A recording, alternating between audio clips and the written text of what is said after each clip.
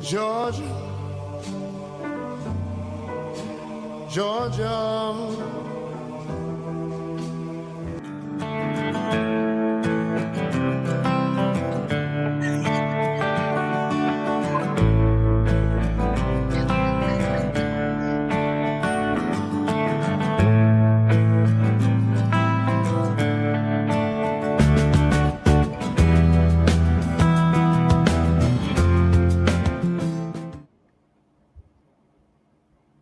Hello, shooters, loaders, and casters. How'd y'all like that? Welcome to the Georgia Shooting Connection Friday Night Live stream. Uh, Video by Chessboard.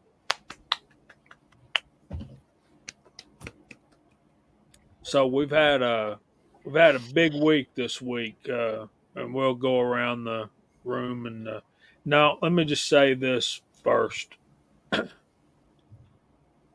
Um, Y'all know my brother CW's been taking care of his wife Sandra for a long time, and um, Tuesday morning she lost her fight and went home to be with Jesus.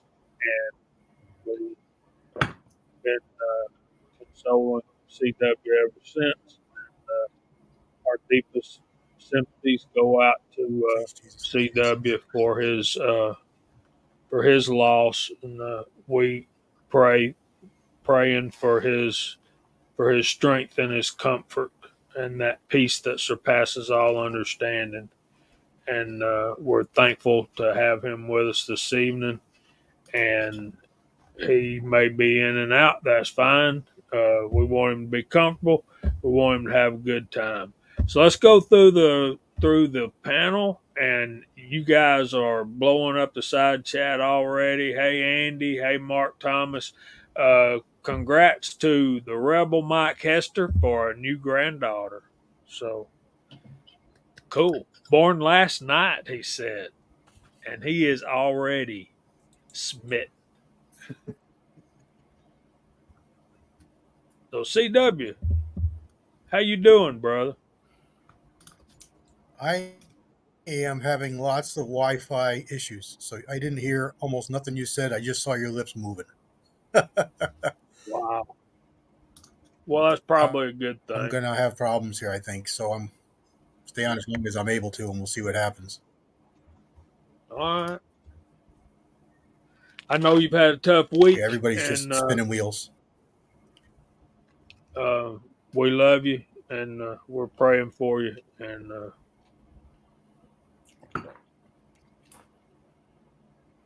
there's that. So, yeah, Wi-Fi technology is a wonderful thing when it works. So, Hillbilly, how was your week? Ah man, it is finer than frogs here, buddy. A pretty good week. Good temperature around here. Got a lot of outside shooting done there at the range, and just had a really good week, pretty much. And I was going to tell Mike Hester out there, buddy, awesome on that granddaughter. I got 6 of them, 6 granddaughters and 1 grandson. So Well, she'll own your heart, brother. No doubt about that. rumor has it I have grandbaby number 2 on the way. So, Awesome. well, we're hoping for a boy this time, but what we really want is a healthy baby and a healthy mama. You betcha. And all up in my house. So there you go. We're glad to have High Boy 76 High Boy Reloading. How you doing, man? Good, good. It's great to be here too. Yeah, we've been missing you. A lot of people been asking me about you. What happened to High Boy? And we need to check on. I'm gonna send him a text. We need to check on Big Al. Yeah, I haven't heard much from him lately either.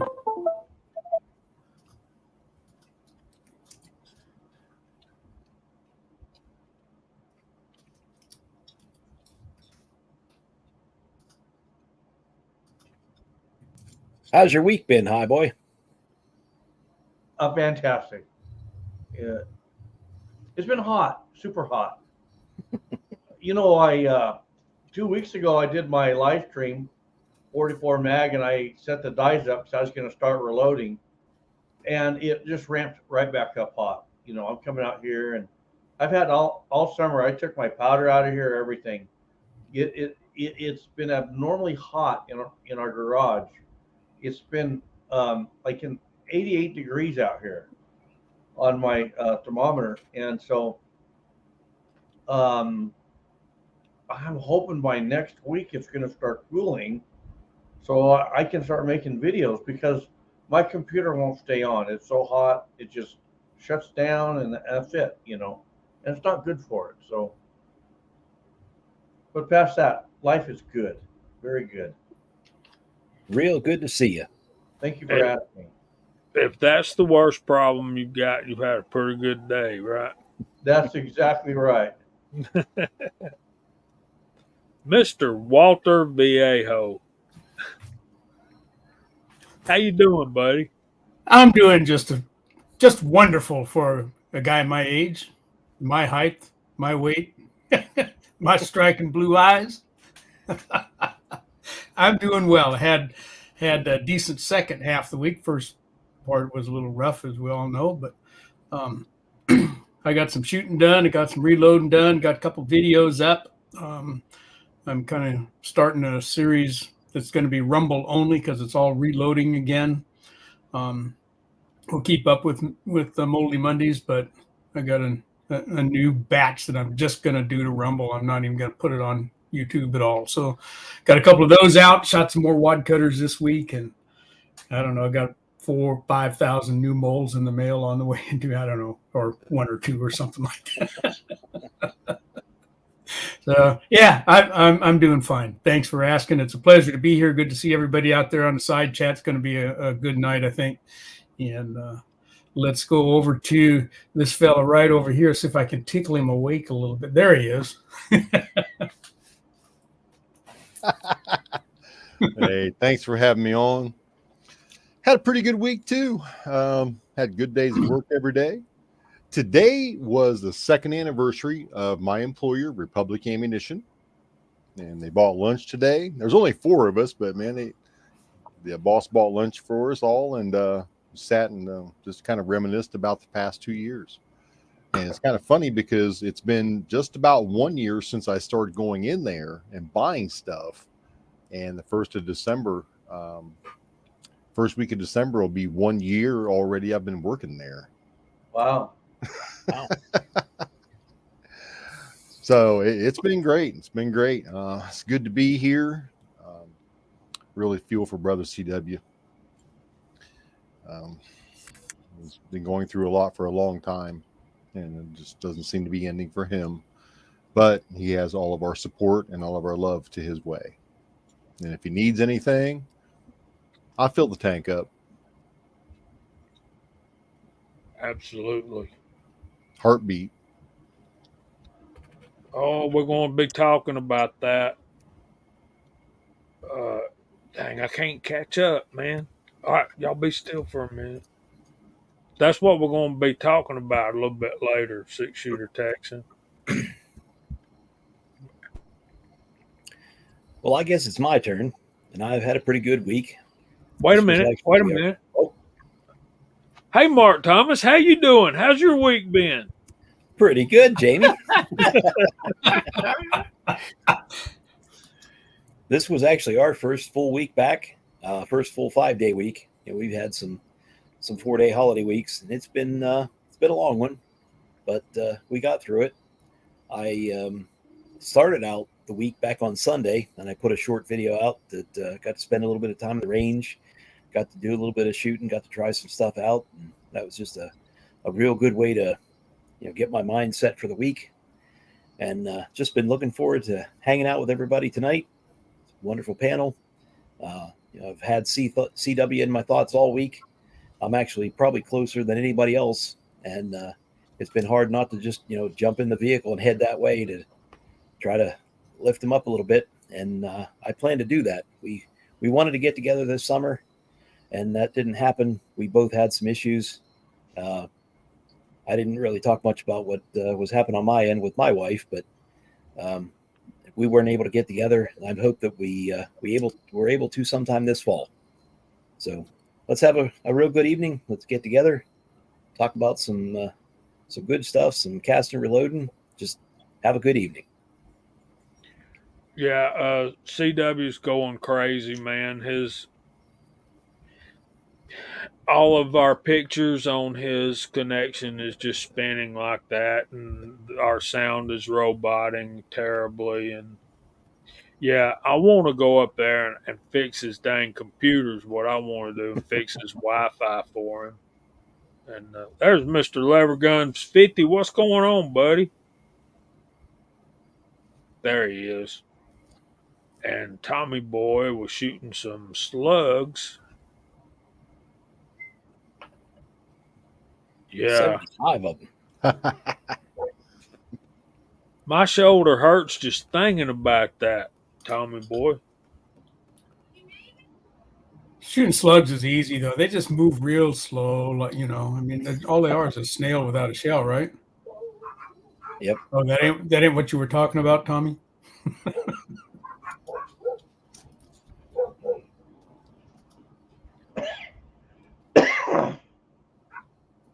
Pretty cool. So,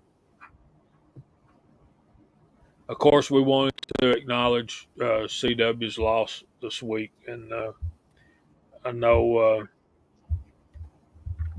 we've been watching him so devotedly take care of his wife for so long, and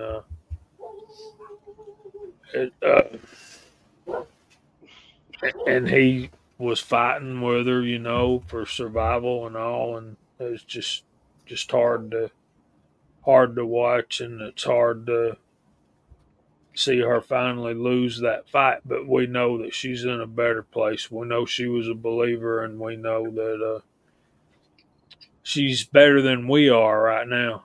But my heart goes out for CW, and we will continue to lift him up for comfort, for strength, and for peace. That peace that surpasses all understanding, that only comes from the Lord Jesus, and Amen. that's Amen. Amen. CW sent me a picture of him and his wife just last week, and it was a very humbling picture, very humbling, very loving, and I teared up when I seen it. I got a text from him, and that popped in. I was like, "Oh my God, that's beautiful." He sent me a picture of them at a cowboy action shooting thing.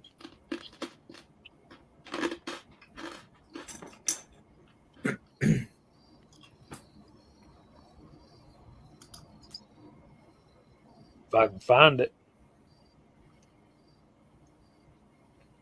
He's been fighting with that computer. Oh, yeah, he's been fighting hard. There's what he had for supper tonight. T-bone steaks. Yeah, him and Pop gonna eat good tonight if they haven't already.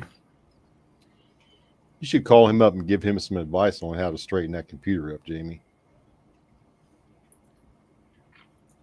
Some things you just have to put your hands on it, man.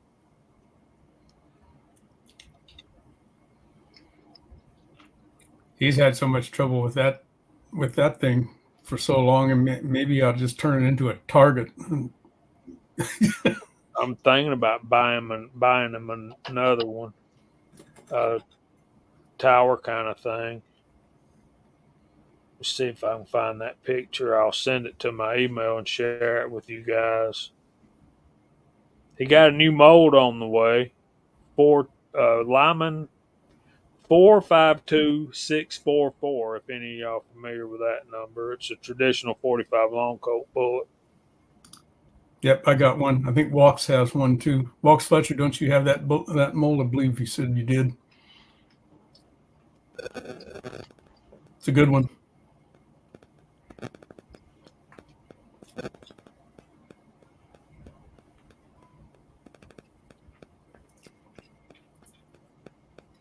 CW, I used my iPad for quite a while and it worked reasonably well.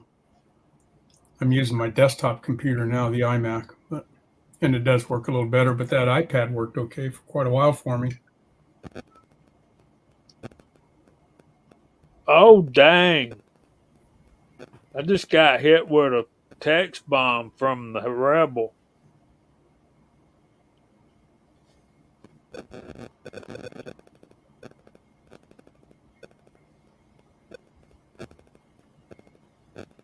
I know he sent me a picture of them two together.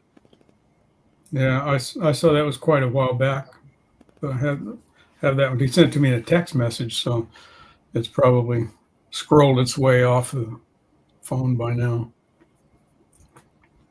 Well, CW is over in the side chat, and he's going to try out an iPad. So we might get to have him on. He said he was most frustrated because he wanted to thank everybody for their prayers, and no worries there because we all know it. Right, exactly. Yep. We don't question that. This is a family. We don't question love for each other. I'm going to find. Well, I'll come back to that. CW sends me so many pictures in a week's time, what he's doing, and Yeah. Walks keeps saying he hates typing, but he keeps typing comments with them with emoji characters.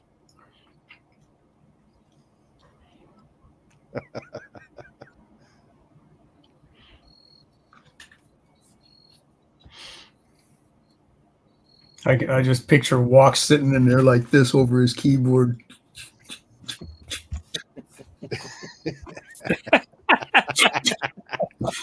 that's so mean, Walter. It is, but you got to see how he treats me. Gene is the redheaded stepchild. Yes. Yes, I am. Thank you very much. I acknowledge and I represent that for all the redheaded stepchildren in the world. I am your leader.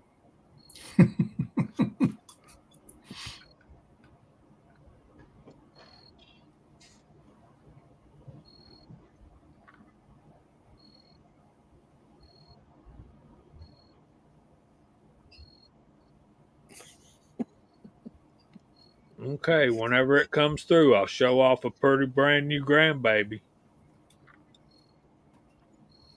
I emailed it to myself, Rebel. Okay, here's the topic for tonight. No, before we do that, High Boy's got an idea we want to talk about. Remember? You're gonna put me on the stage, huh? Are you going to show us how to roll our yarn into a ball? Anything can happen, right? This is the knitting channel, right? Am I on the right channel? Yeah. Well, so I want to tell you guys this.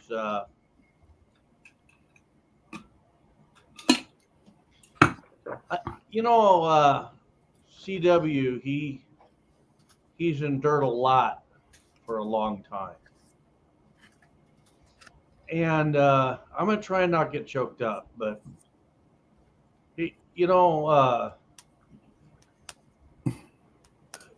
it's tough to sit back when you're so far away and you can't do something for someone. All right. Frustrating. And I don't care what we've been through in this world. No one's been through CW's shoes. What words do you have? You don't. But we love him. And so I have a couple of ideas that I prayed about, and I'm just going to put them out. Okay? I'm just going to put them out there. Sunday, Miss Highboy and I, we're going to go make a simple video. And we're going to say, Sandra, this one's for you. Bang. We might shoot a few more, but you know, Sandra, this one's for you. Bang. And I thought it would be really cool. I texted this to Jamie.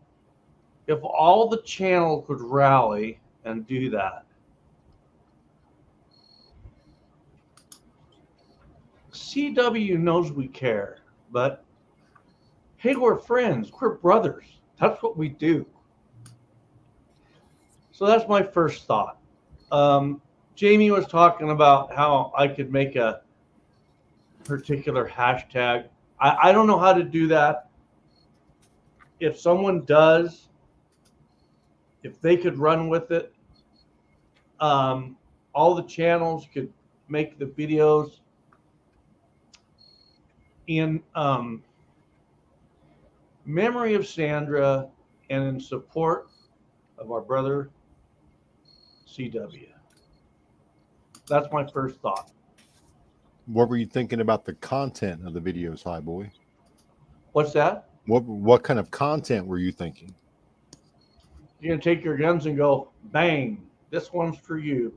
We're gonna shoot our guns. Now, I'm gonna shoot mine in the air because I'm in the desert in the middle of nowhere.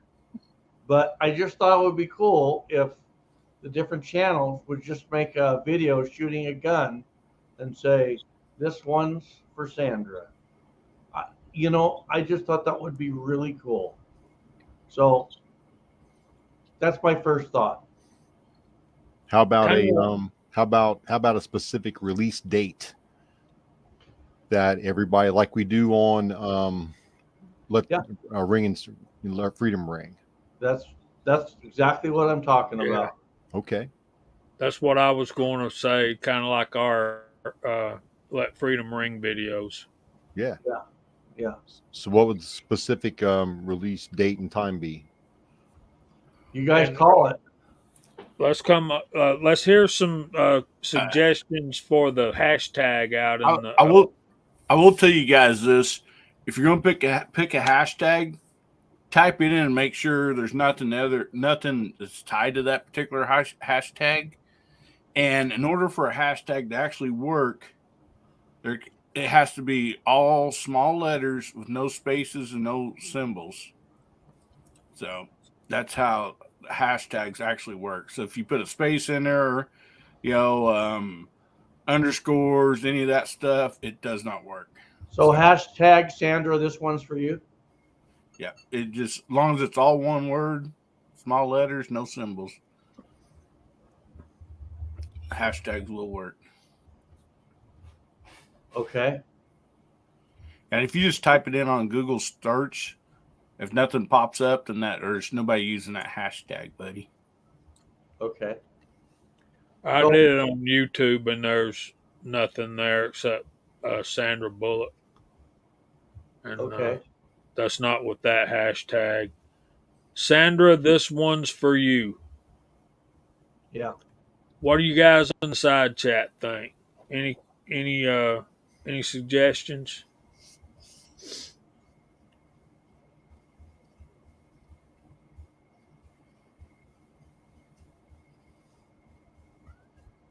And we'll give them a few minutes to do that. Let me type it in, and let me do a Google search for it too.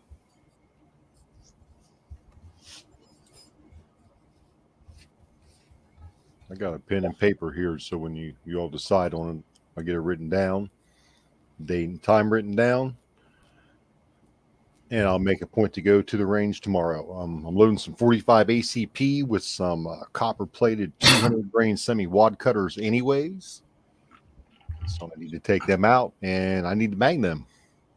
All right, it says no results found for hashtag Sandra. This one's for you. Well, it looks like we need to own that. Did you put an apostrophe and ones? You don't put any punctuation. Okay. Let me make that up. Did I miss it? And did we come up with a date, release date, or no? You guys call it. I'll be making mine Sunday morning. Yeah, what MC put out there using the spelling out one, that will work for a hashtag, no problem. Okay. How about Tuesday at 5? How about Tuesday at 5 p.m.? I It's can't going get to it take done me. Yeah, I I can't gotta- get it until after next week. What's Yeah, that? Range. What By was that, next Walter? Sunday. Well, some people have to schedule going to the range, so Yeah. I don't know what like does people go to range once a week or what? I mean, I don't know.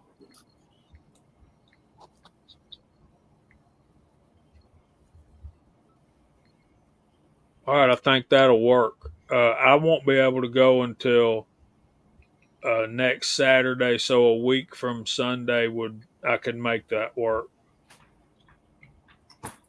So based on that, looking at the calendar, so we're all on the same page. The 23rd. Sunday the 24th. Oh yeah, Sunday the 24th at 5:00 p.m. Is that Eastern time? Yeah. Okay. Got it. That would be really awesome.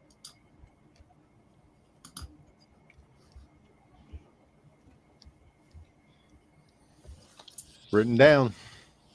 Yep. Got it.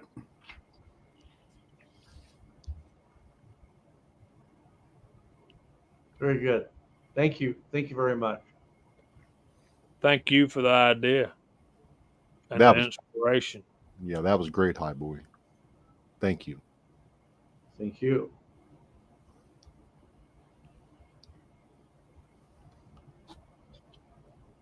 You know, I want to say something. The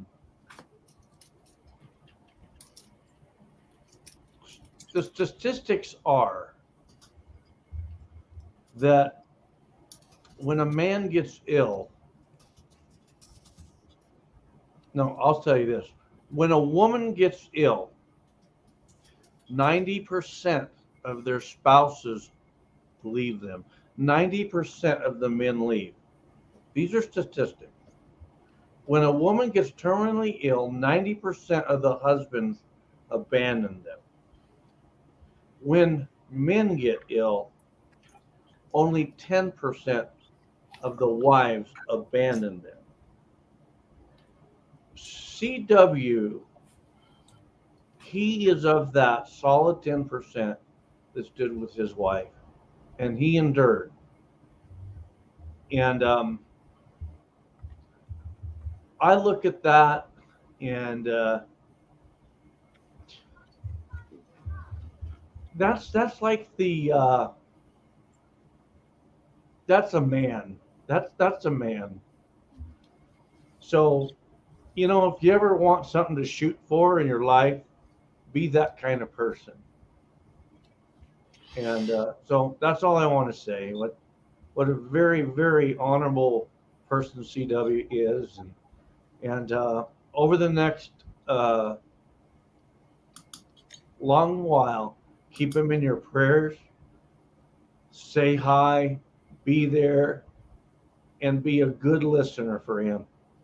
There you go.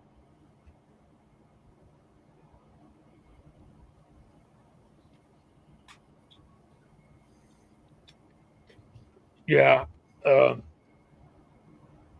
won't argue those statistics with you, but I've heard it preached from the pulpit that if your spouse is terminally ill and just making your life miserable, then it's okay for you to leave. And I'm like, no, it's not. And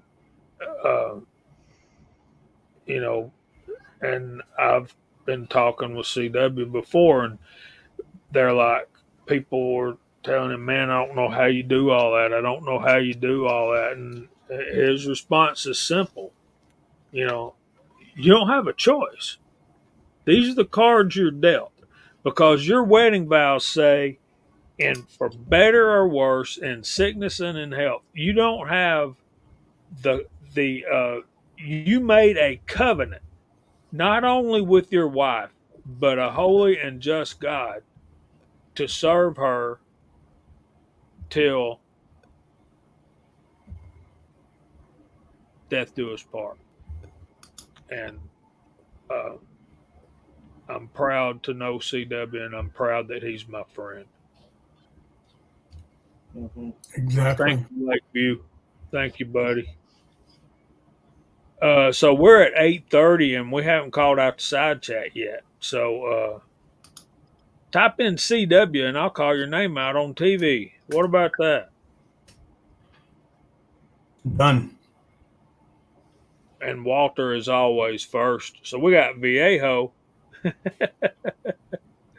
and we have Reloading from the Hot Pot, Mark Thomas, and my list is gone off the page. Thorzax, Edward Petty, Andy 79Z28, GGW Outdoors Tactical Fud, Chris from the 740, Walks, Fletcher Abigail, Finnegan, Timothy Burkett. Abigail, I hope you'll forgive me for not trying to pronounce your middle name, darling. I've got that lazy southern tongue. What can I tell you? Timothy Sure Burkett, stuff. Rich White, Mike Hester, Paul Loud, Bama Dad, my brother, Ashley A, 3 Jeep Discovery, Drew Bradley, Dwayne 7834, Mr. Hillbilly Up, Duffer 426, Bobby Barlow, Thorzax, Lakeview Outdoors, James Pollard, Jared Bear Tactical, what's up? Rick Harris, welcome. Tim S, Papa's Place, good to see you.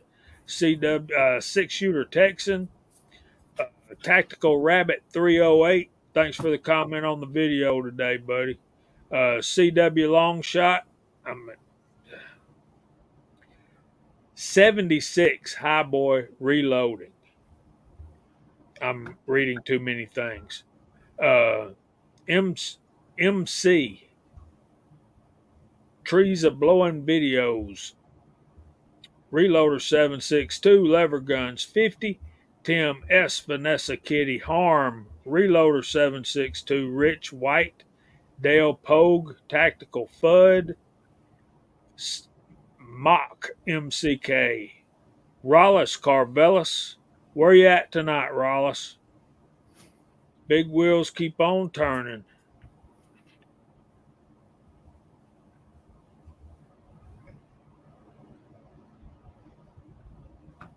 Thank you, Mark. Thank all y'all for being out here tonight. I'm showing 51 of you. There were 56 of you a while ago before I started calling out names. That's how terrible I read. Ask Mr. Pollard. He'll tell you. Okay.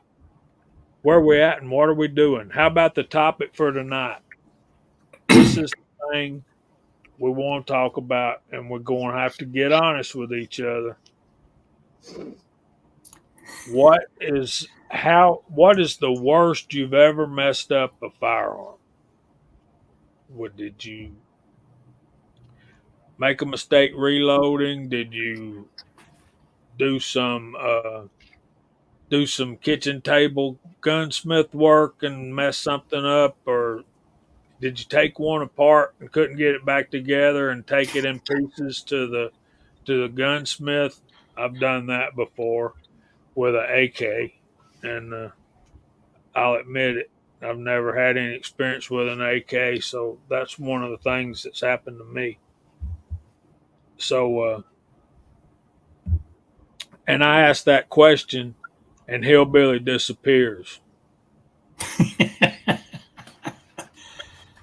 Dang, I still hit the wrong button. I went to unmute myself and I hit my camera and still forgot to unmute myself.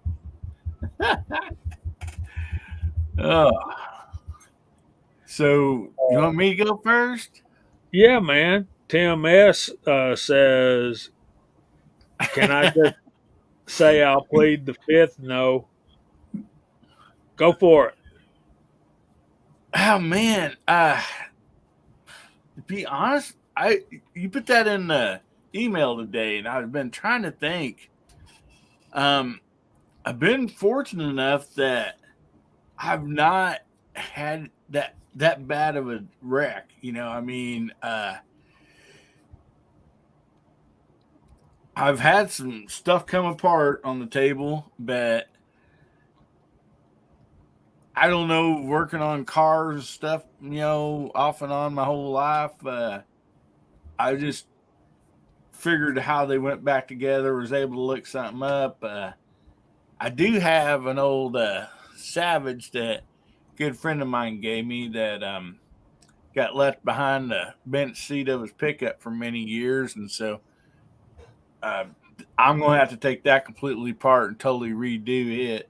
But I've not really had any trouble with a firearm. But if you don't take them apart and clean them, you don't have trouble with them, losing parts and stuff either. So I'll spray some CLP down the barrel and go on. I'm joking. We may have to pause. We've had a sighting. Yeah. There it is. Who's counting? 3, 2, 1. Hey!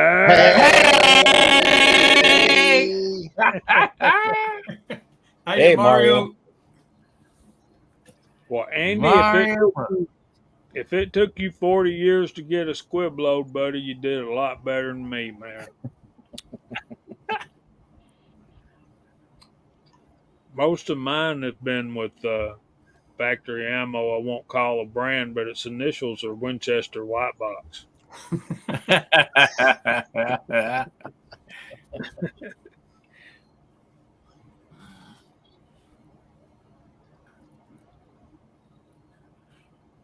About That to change the happens. subject, Jamie, but I don't know if you seen that video. You probably didn't. I put out earlier. I thought that my Ithaca. So I thought that was something that's going to have to go to the gun shop because you had said that your extractor on yours was wore out, right? I think. I know it don't spit the shells out like it used to. Well, I found out if I put a different type of different manufacturer of ammunition in there, it works fine. And Oh, yeah? yeah. So I really thought that one was going to have to go to the gun shop where I was going to have to tear into it. But yeah, ended up just being an ammunition problem, a brand, anyhow. So.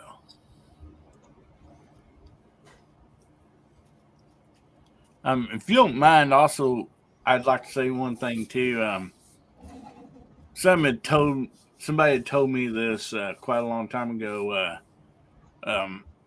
When we'd lost my little brother, and they said, don't think of that person leaving the party early. It's like they said they're getting to the party early. Yeah. Don't feel sorry for them because they're, they made it to the party that counts, before we did. So.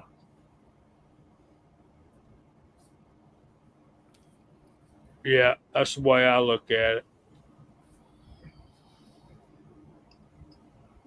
Mr. Hester, that might be the winner of the night right there. Yeah, I don't think I can beat that one.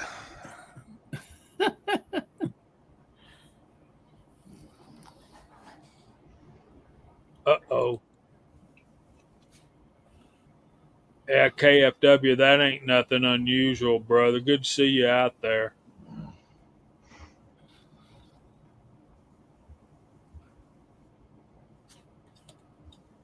That's a good attitude to have, 6-shooter.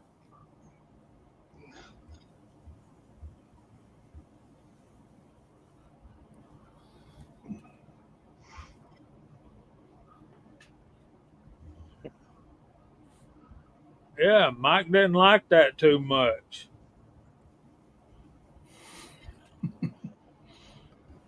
Hope Mario's doing well tonight. I'm catching up, y'all. I'm catching up.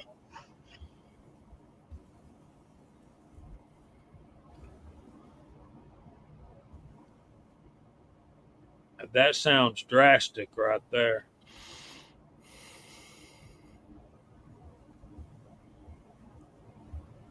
Good to see Pamela Earp out there.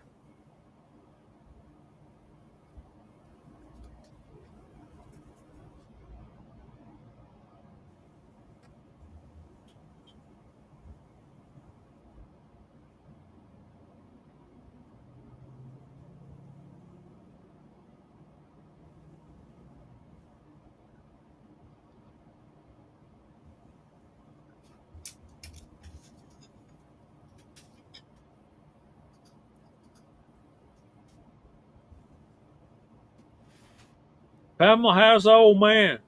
Is he out on the road?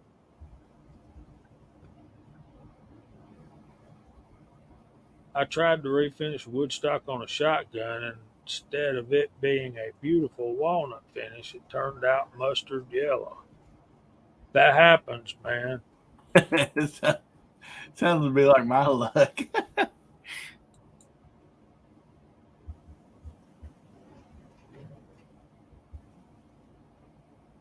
Edward, that's why you need one of those old crap kits, especially when you're fooling with ARs. There's Pony 47. What's going on, buddy?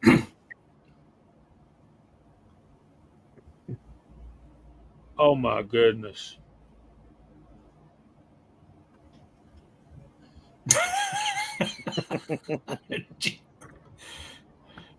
Jeep Disco, man.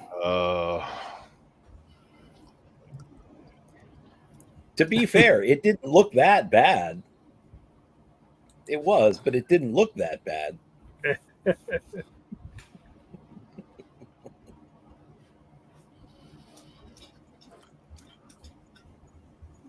Oh man, Ron Wayne had a pretty good one out there. Ooh man, Did I miss him? I don't know if you made it to it yet. It just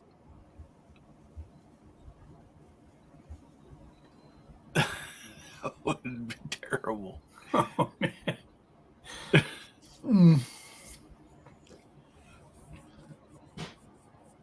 I hate when that happens.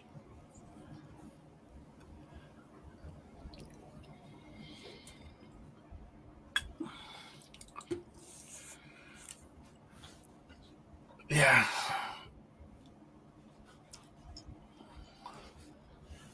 Yeah, that sounds like time I went to my dad's shop to grab a little bit of lacquer thinner for a race car we was painting down here in my garage, and I just poured some in a Gatorade bottle, brought it into the garage, and a few minutes later I took a drink of that stuff. Oh, I thought I was going to die.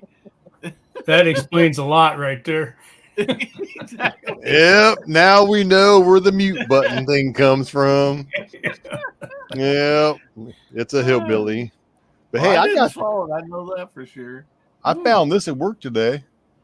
This is a factory aluminum CCI 9mm with the bullet in backwards.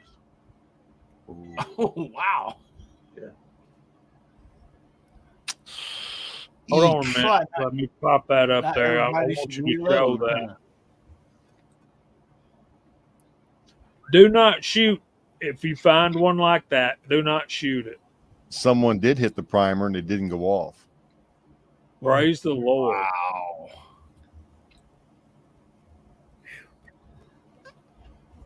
Factory ammo. Factory ammo. Mm-hmm. I know, right? Here's a I like question from Mario. Which powder do you prefer for 45 ACP loads? Quick answer is Power Pistol. Yes. I like Power Pistol. I use. I've been using quite a bit of 700X too. Yes. Have you tried Ramshot True Blue? Yes. I'm loading that right now to try it because I just picked up a pound at work. That's a good powder. I haven't done a lot with it, but I tried it and it worked good. Very fine. I It's mean, a sand very fine. fine powder. We've got that at work, High Boy. We sell powder too. I have to check you guys out. If you don't see it on the website, call and ask. Because we've got a lot of stuff. It's not, you want some 4440? It's not on the website, but we got it in a bucket. Mhm. You know what I'm saying? Yeah, I got some brass from them just a couple of weeks ago. Some 10 millimeter, and he's got it, High Boy, in various stages of preparation, all the way from dirty and basically untouched through washed and dried and up to fully processed. And you can, they've got it in all, at different price points. So if you want to do all the work yourself, you can get it a little bit cheaper for the brass. And it's got pretty good selection. Nice. Yeah. Okay, so for 45 ACP, we've got a Bullseye, two 231s, and a couple of power pistols. Paul Loud's getting specific right here. 4 grains of Bullseye with a 200 grain semi-wad cutter. It's good load right there for 45 ACP. Yeah, it Yeah. I used to use a lot of Bullseye with a lot of my semi-auto loads, but it reacts with the powder coat, so I don't use it anymore. I've been looking for other powders. 231 is one that works pretty well, and so does 700X. That won't react with your powder coat.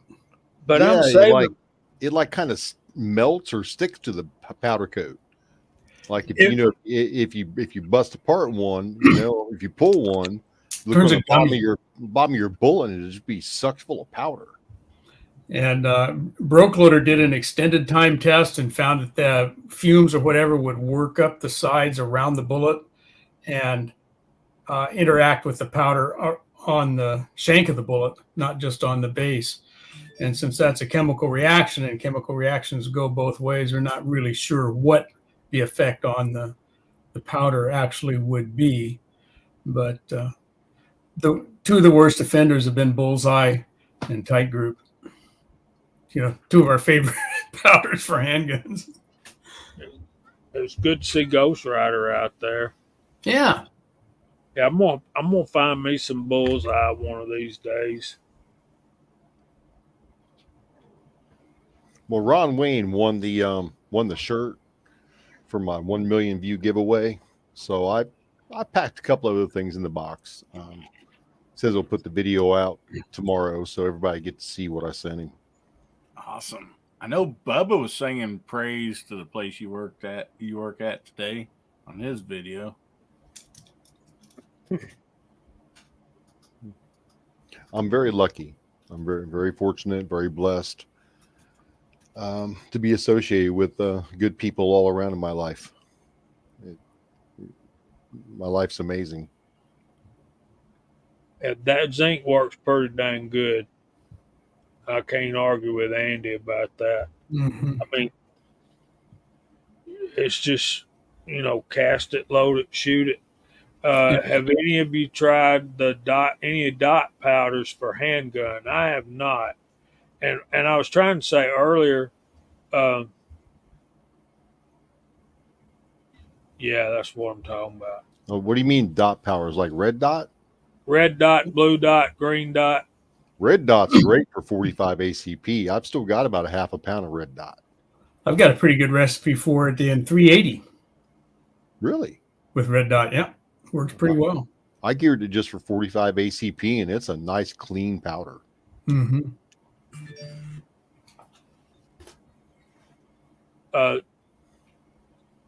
I was going to say that I'm saving my 700X for my shotgun stuff. Yep, 454 Casull brass. I picked that stuff out. I sort all the large calibers, as well as do other things in the shop. I do washing. I drive the tow motor, a little bit of everything. But my main gig is hand sorting all of the large caliber brasses.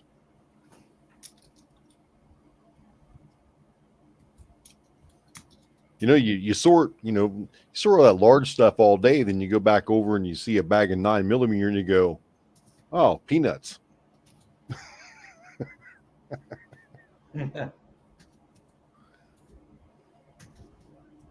Yeah, Tim S is HP38. Yes, I've used HP38. I've been using that.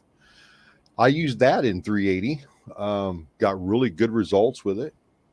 Thought about trying it in some 38 special and 357. But right now I've got that blue dot backing up some of Andy's zinc bullets from my 38 and 357. I just got done loading them. I just need to go to the range and do a little video and some testing with them.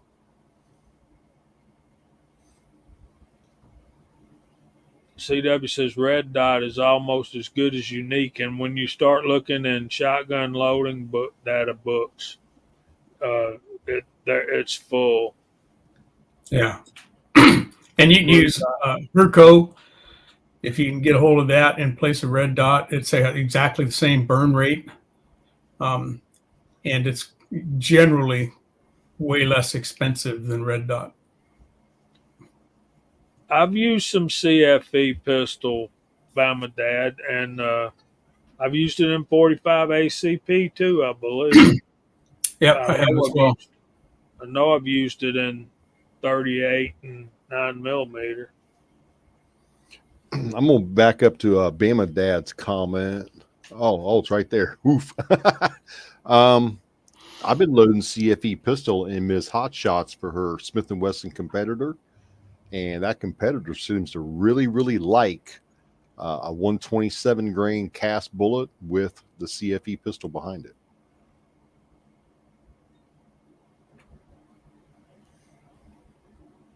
Wow.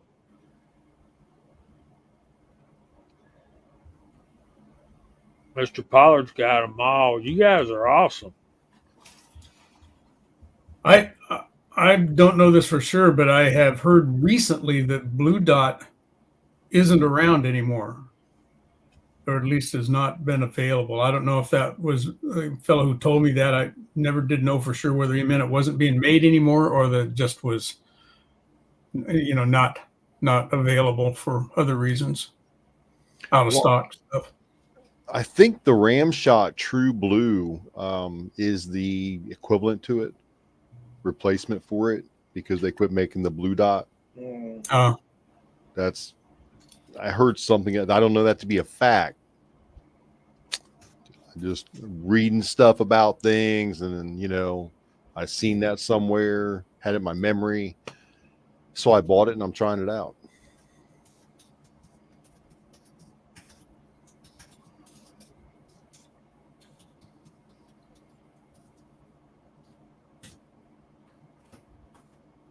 My goodness. Somebody ask a question on here. You flat get some responses.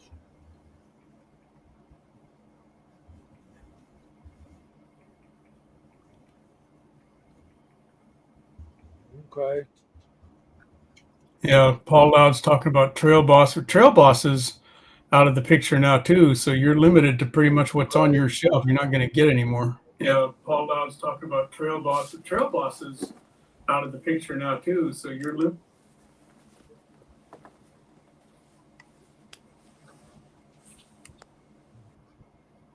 Papa's Place says 6.5 Grendel's out of stock, but if he calls in, we have it.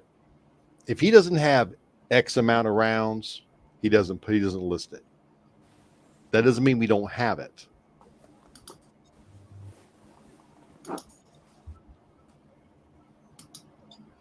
Yeah, I haven't seen Red Dot for a while either, Guns and Water. That's CW back down there, y'all, in case you can't see him. So I figured out the iPad, so let's hope this is better. Yeah. Where were you when the lights went out? I have been seeing Red Dot, you guys. Not lots of it, but it is out there. And I just saw we were talking about Herco being the same burn rate, and you can substitute the recipes for Red Dot with Herco. Powder Valley had a free hazmat going on today, and they have Herco on sale. It's still expensive, more than it was 5 years ago, but they had 8-pound jugs of it. Yeah, especially with cast bullets, Red Dot is an awesome handgun powder. It'll do everything. It's almost as universal as unique. Yeah, it's a good one. It's just it's kind of overshadowed by all the modern stuff. But if you look at some old manuals, Red Dot and Unique are universal. They're used for everything, and they can work for it. Even rifle stuff. They're very good with rifle stuff too, cast bullets.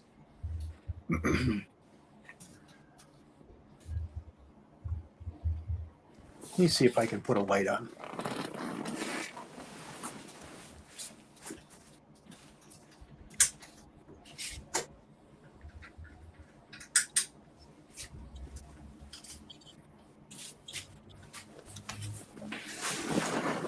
That's a little better.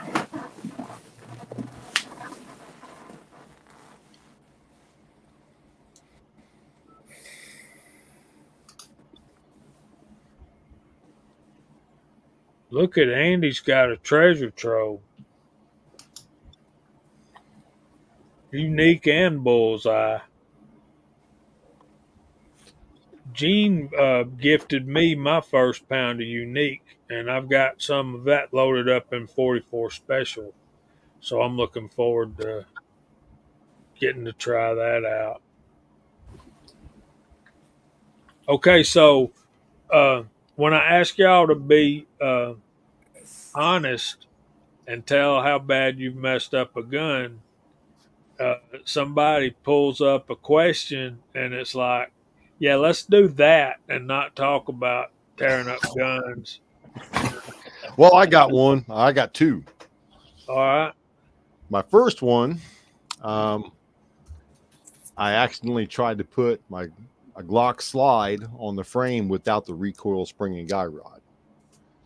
Now, if anybody's ever done this, you have to get a mallet out. It's you're going to cuss, you're going to throw it, and then it's just going to fall off out of blue. Out of blue, it's just going to slide off. Make you feel like the idiot, like you're in a cast of Idiocracy. My second one, I have a Canik 55 Stingray Compact, which is a CZ75 compact clone. Takes CZ75 mags, internal slide rails. It's a beautiful gun for being made from Canik back in the day, hammer fired. I took it apart to Cerakote it and clean everything up on it, polish everything, and I couldn't get the trigger back in, the trigger spring. And I fought it, and I fought it, and I fought it, and I put it in a vise, and I put it on a little stand, and I tried doing it different days to leave it alone, go back to it, frustrated with it. Spring goes there, spring goes over here, find it. Still can't get it in. I had to take it to my good friend of mine who's a gunsmith at the local shop in a box with a baggie full of pieces. And he put it back together for me. He said, "Oh, you know what? You got to have a special tool for that. It's from CZ."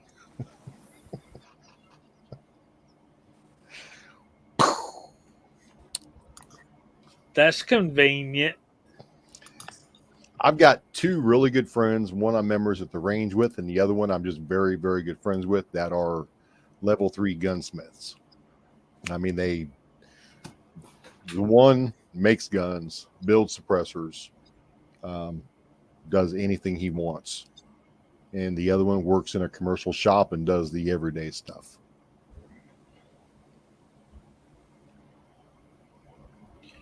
Dale, I will see if I can find some HS6, but I don't have any currently.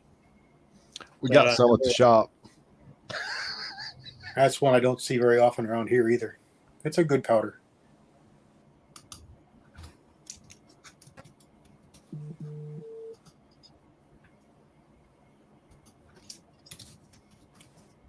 What's Roger doing here?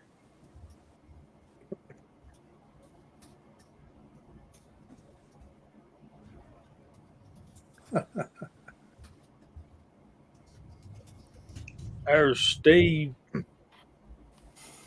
Steve's woodworking and Homestead. He got a video out today. I hadn't watched it yet, but he's turning an octagon shaped bowl rim around it. Yeah, I'll have to find me some HS6 because I'm loving some 357. I used it a lot in 40. It's a good 40 powder. Really? Mm. You know they're not making Ruger pistol caliber carbines in 40. I saw that they dropped them. Yeah. Yeah. We were talking about it. Was it here in here last week? I don't know. Anyway, I went and Yeah. looked, Yeah. and sure as heck they weren't there. I thought, son of a gun, because I'd kind of like to have one. But Yeah. I got one. I love it. you would have it. Yeah, that was one of your main competition guns, wasn't it? Yeah. Yeah. I used it until I got the PCC in 40. I have the PC9 from Ruger, and I like that rifle. That takedown is nothing special, really, but it's just kind of fun to go shoot. I got a little red dot stuck on it right now. It's fun to go shoot. In fact, now that you mention it, I think I'm going to shoot that next week. It's been sitting in the safe. Roger's blowing up my phone over here. Yeah. He's got. There's G23. Where you been so long, man? Golly. Hey, G. And there's my brother Chico. And Chico's out there. I bought a 1 pound jar of HS6 that was on the shelf at my local gun shop last month, and I haven't used it yet. But and I had never used it before, so I'll have to dig that stuff out and give it a try one of these days. I have too much powder on hand right now. That's a good problem to have. Yeah, I got some that I really don't like, and I don't know. Well, I know why I got them, because we had some shortages a number of years ago, not this recent one. You know, you couldn't find unique, and so I bought some BE86, and I haven't shot that up. It was kind of sitting there. I never did really like that stuff, but What? I love BE86. it's another one that'll eat your powder coat. I've pulled a lot of bullets from back in the past, and I haven't seen any powder coat issues. It's, But it's a nice medium burn powder, and I actually load my major 9mm loads with that. I loaded a whole bunch of 45 ACP with it, and it works fine. And I still use it for plated rounds for 45. Guys, I gotta say, 6-shooter Texan, he likes sport pistol and his 40. I would love to try that. But one thing that's hurting my feelings is Shooter's World powders are now as expensive as all the rest of them. Mm-hmm. It's you because go they blew up. Didn't they discontinue that? No, I thought Shooter's World powders were discontinued. no, they were just purchased by another conglomerate who's now distributing their stuff. Oh, that's why they're more expensive. Yeah, they were bought out, and They got greedy. the commercial side of it. Now, the other side of it, Shooter's World, from what I heard, has a contract with the military with their other powders. You know, the ones we don't get. Mhm. That's what I heard. I bought a Palo Verde spring kit for my Rossi 92. It's a 357, and I gotta take it apart, and I'm not looking forward to it, Chico. There's Idaho Rogers. What's going on? Let me see, did that email ever come through? And then we got to get on to some.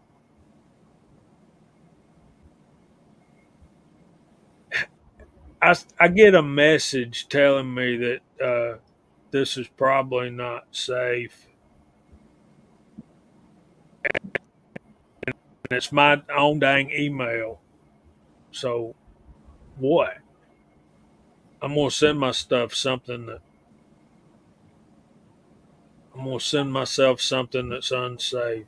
Yeah, because that's what we do. Yeah, talking like Gene there. One thing that I did with a Glock was the 29 slide, trying to put it on a 20 Glock 20. They're both 10 millimeters, and that's a no. That'll get you jammed up really hard. They are not compatible at all. Look at there. Is that Rebel's granddaughter? Yeah, All right. Oh, look at that thing. The you dog. need to.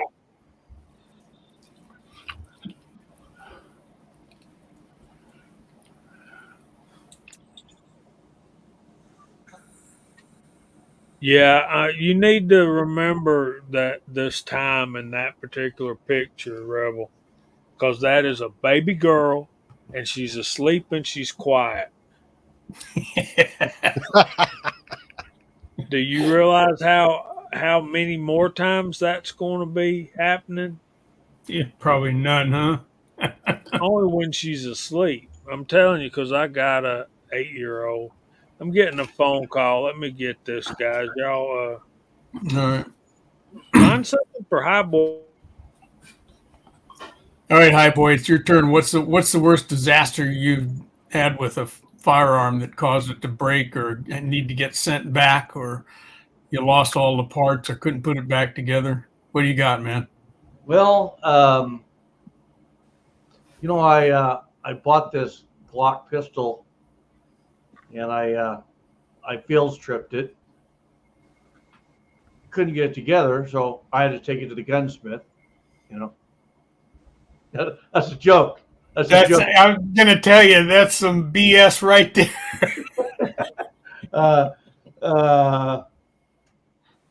6-shooter Texan, he had a comment. I forgot this. He said he lost a spring, hit 2 walls, and it landed at his feet. Well, I remember one time I was working on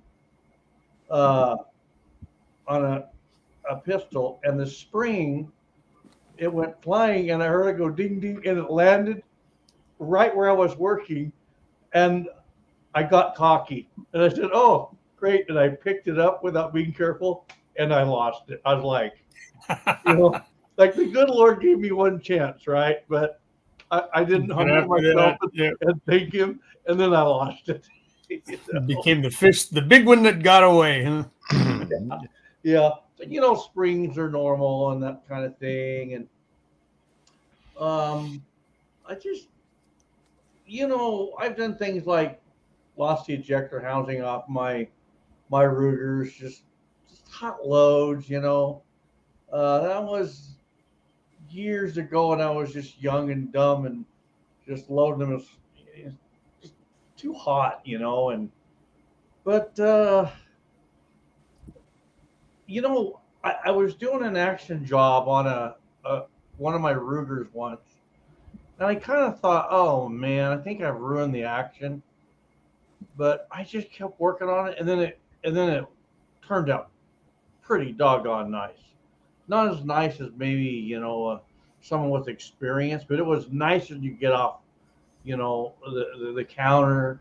I think the thing is, like, for one, I used to be a transmission mechanic.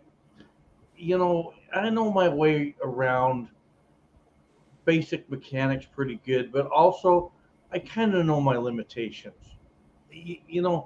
I think if I had more of a machine shop set up, I would probably be destroying more guns, because then I would be more trying things, But the other thing, I always kind of wanted to be a gunsmith, but when I was a mechanic, tools were so expensive. And, you look at mechanics today, gunsmiths, they can get a lot of money tied up into what they're working with. So, I just always keep it basic stuff. I think, like Andy was talking about, he stuck a few bullets or a bullet in a bore.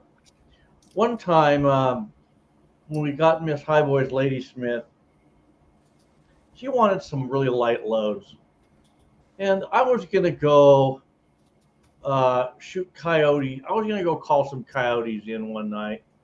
So I just put these light loads together, and she ended up going with me, and it was dark. And this one night,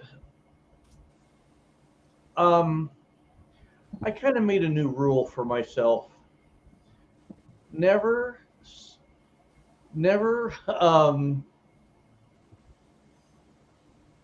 test the performance of your hand loads in the dark if you can't see what they're hitting, because I stacked them in the barrel. There was light loads, and it was so dark I couldn't see what I was hitting. You know, I was out in the desert, pulled over, and bang bang, and the recoil was just nice, and then when I went to open the cylinder, it didn't want to open, and so I had to get every one of those out, and I did. Wow. What's that? I said, wow. Yeah, it didn't hurt it, I basically set me a jig up, and I just ran my first drill bit in off my drill press, put a little bit bigger one, and then about the third one, it just started spinning all of them out, and they came right out, and cleaned them up, but it was a lesson learned. I didn't bulge the barrel. I've never damaged a firearm permanently that way. Never destructed a firearm. Praise the Lord. I don't know why I don't know why I still have all these other than I pray about it, because and the thing is, I will tell you this. I think when you start venturing into, when you get away from a single stage press where you can verify every load before you seat the bullet, make sure you haven't missed a charge, or make sure you don't have a double charge. When you step into the progressive world where you're cranking them out, now your percentage of error goes up. You really got to pay attention. So I'm really blessed that I haven't damaged something that way.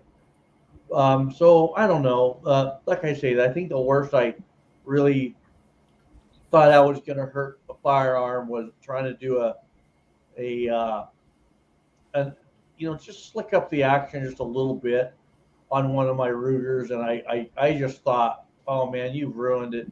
I'm trying to be so delicate with the stone, but I just kept going, and then it turned out pretty doggone nice, So that's about it.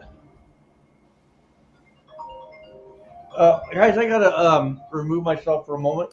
I have a phone call coming through here. I gotta take. We'll be here. Okay.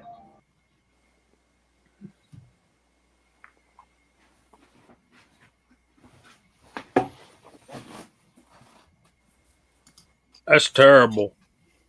Yeah. Ruby the English Labrador. Here's one for you. That's my wife's girlfriend. I had one. Best dog I ever had. I sent a link out to the show to my sister-in-laws and everyone who was caring for Sandra. Oh, good. So they can go back and watch it. Bless them. My English lab's name, this dog right here, her name was Eden, E-D-E-N, named after Barbara Eden. Ah. Oh, my goodness. There's some backstory. I bet there was there, Dirty Viejo. Yeah. It takes on a whole new connotation now, doesn't it? Sure does.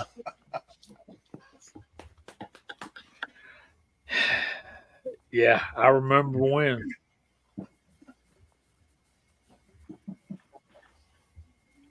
So was you just dreaming of a Deanie, or when you named that dog? It wasn't no dream. No, let's leave it at that.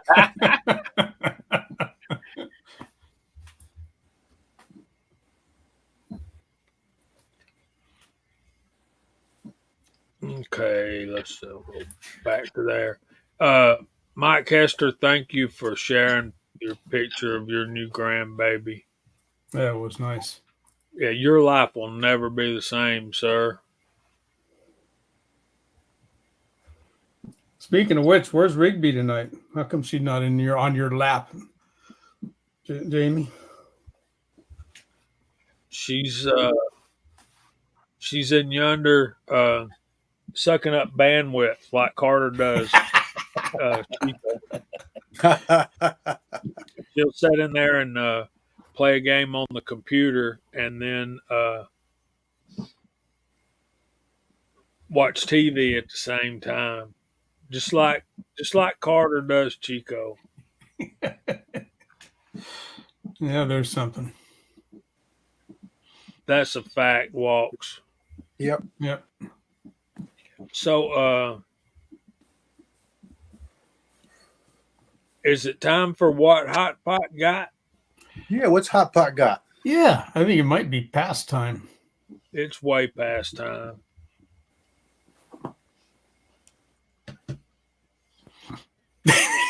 Vortex. Ay.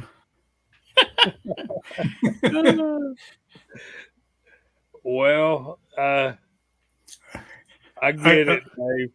Just forgive me for not putting that up. But Yeah, don't.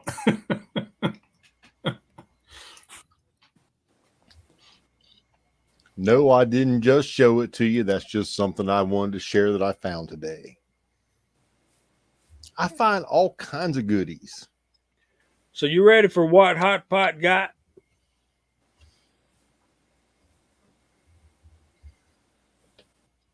All right. Hold on a minute.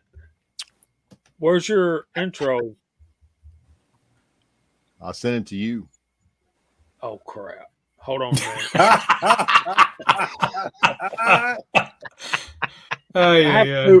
I have to do everything around here, y'all. Well, yeah. Yeah. That's why you're in that corner. Mr. Administrator. There he is. And let's. Oh, see, you don't have it uploaded. How can I import that? I can't help it. Improv. What's Hot Pot got? Jamie, is it a video? No, it's a still shot. Okay. I got it. Let me see if I can.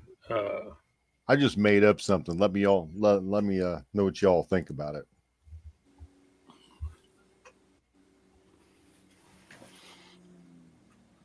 Hold on. All right, I think High Boy's back. Yes, he is. Are y'all making fun of me? Somebody poke No. water. It's an easy target. I'm making fun of Mark.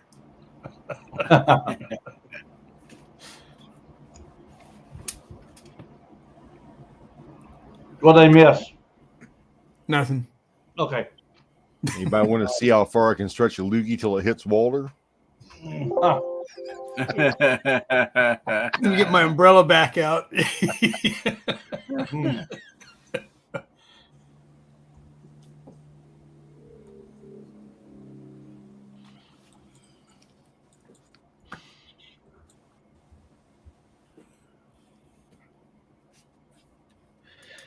I have a question. If there's no, conversation going on.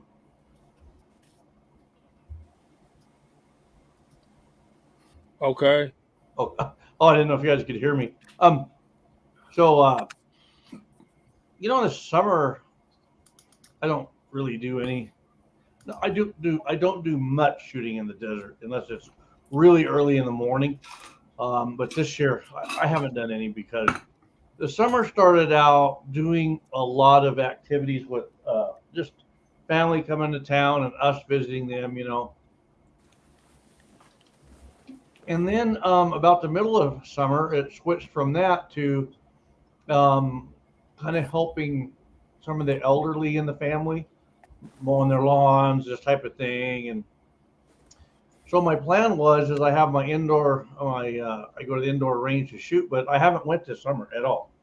Because every time I go shooting, then someone needs help, and you can't say no.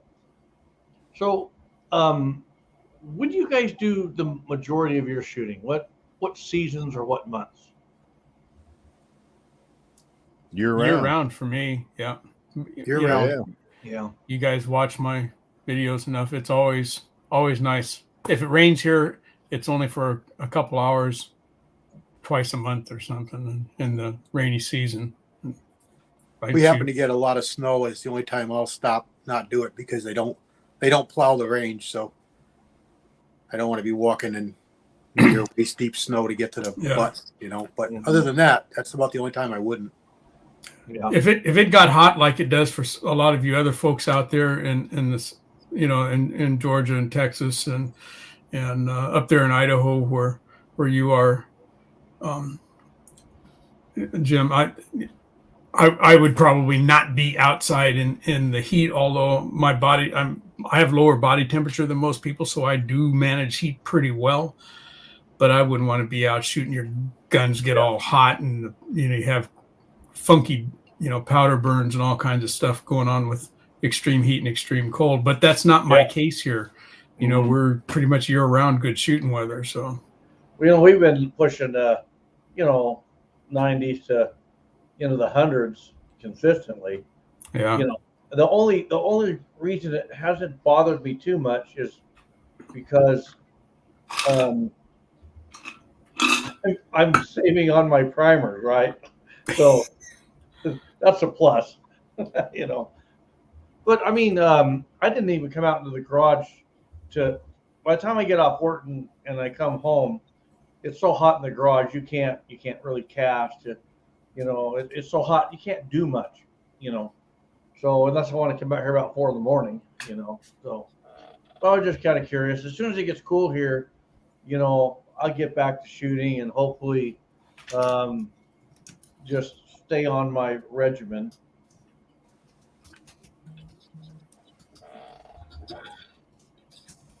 Yeah, for me, I shoot quite a bit. If it gets really hot out, I just don't, because I don't want to be out in heat. And same way if it's extremely cold, but snow and all that don't bother me. But I try to do some extra videos to cover those times. Mm-hmm. I shoot year round. If it's too hot at my outdoor range, we've got little shelters we can go underneath and shoot. You can shoot out of them. And if it's absolutely too hot or absolutely too cold, I belong to an indoor range too. So I hit both. I've shot in knee deep snow, my AK-47. That was fun. I like this. There you go. I like this. Paul Loud, he's pretty funny because that's awesome. I like that. All right, there you go. What Hot Pot got? Yeah, that's the one we got to use from now on. That's a good one. Yep, it works. Yeah, we'll figure that out. All right. What's Hot Pot got tonight? Hot Pot's got something old and very hard to find. We have a bottleneck 57 auto mag. No, we have a bottleneck pistol cartridge. 9mm 23. No. 30 Luger. Oh, it looks bigger than that. Wow. Yeah. I'll be doggone. This is a 7.65 by 21 millimeter Parabellum. Wow. This cartridge was introduced in 1898 by German arms manufacturer Deutsche Waffen und Munitionfabriken for their new pistol Parabellum. Hell. It was in service from 1898 to 1949. This is a unicorn round. If you find it, buy it. Find a gun to shoot it. Yeah. Lawrence of Arabia. I thought that was really neat when I found that and I homeworked it. And I mean, Not to be confused with the Torkarov, which is no, very similar no. dimensions, but much higher pressure. Yes, this is almost similar to like a 22 TCM in a way, but with a 30 caliber bullet. Nice. Yeah, interesting. Yep. And that is what's hot. Is what hot pot's got. I love this segment, man. This is so much fun because so far you've come up and stumped us almost every time. It's really interesting to see some of this old stuff and rare and unusual stuff come up. Yeah, you ain't running out soon, are you? And I got some goodies in there, man. Woo! Oh boy! I thought for sure it was a 9mm Dillon. Yeah, when I seen it, 9mm Dillon. They're very. I thought it was a 22 TCM when it was rolling out of the sorting machine. They have a real short neck. Yeah, we were picking all the nickel and aluminum and trash and everything out of the incoming, and I seen that roll by, and I just thought that's weird. I'm starting to pick up on the different things. Different catches my eye, so I just pop it in my pocket while I'm sorting. Thunk, keep on going, and look later and see what it is. But yep. I thought that was really cool. That's all I got for you tonight. Guns and Water says Privy is still loading that. Who is? Privy. Artisan. This case is a WRA. What is that? Winchester. WRA. WRA. Winchester Repeating Arms. Okay. Winchester. Yeah, Winchester. So this is a Winchester round. Hopefully it didn't come in a white box. Yeah. A little before that. Probably a cardboard with nothing on it. Yeah, but from what I read about it, on all the forums and stuff, it said that if you find it, buy it, but it's going to be pricey.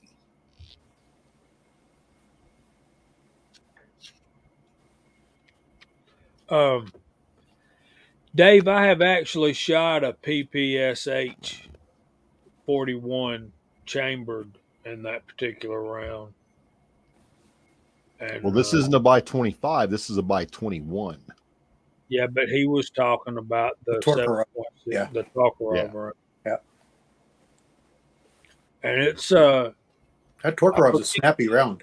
I forget the weight of the bullet, but I chronographed it, and it's running about 1,280 feet 86, I think, 85, 86, something like that. 1,280 something feet per second. Yeah.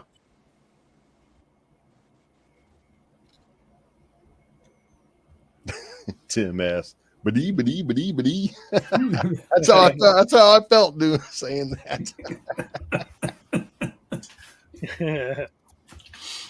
Have you ever shot? Has anybody else ever shot the 7.62 Tokarev? Yeah, I have. Yeah, quite a bit. And the pistol or the pistol. PPSH? Just the pistol. That PPSH is big time fun. Got a friend whose dad bought one home from Korea. One of the strangest guns I fired was a little Italian full auto in 32 auto. That was a neat little gun. Yeah. 32 auto, full auto.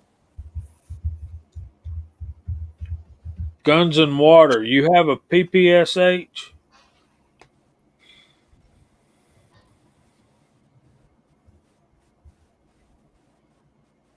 Yeah, that's cool stuff.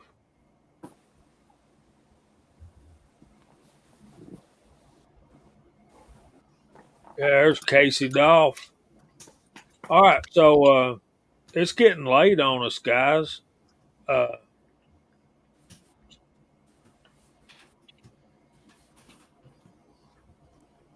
I've got almost another 2 full boxes of zinc for Andy, and I've got another